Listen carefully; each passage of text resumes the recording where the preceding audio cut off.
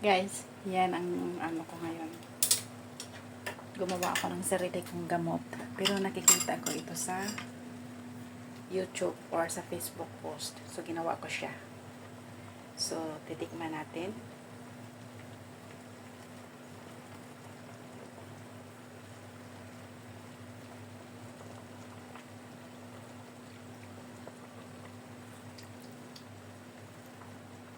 Maasim. Nawala yung amoy ng tawag nito yung kinchay ito sa Pilipinas eh. Tapos sa English is coriander or parsley. Hindi ko masyadong kasi hindi ako American.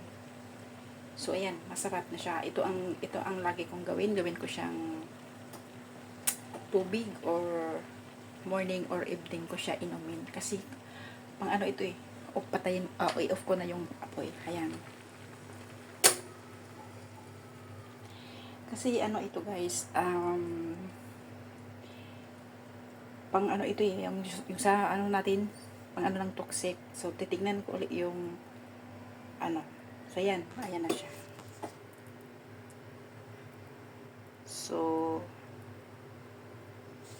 marami na kasi akong nararamdaman ngayon. Baka may sa edad natin na 53, baka meron na tayong sa mga organ natin. So hindi ako mahilig sa mga tablitas or sa mga gamot.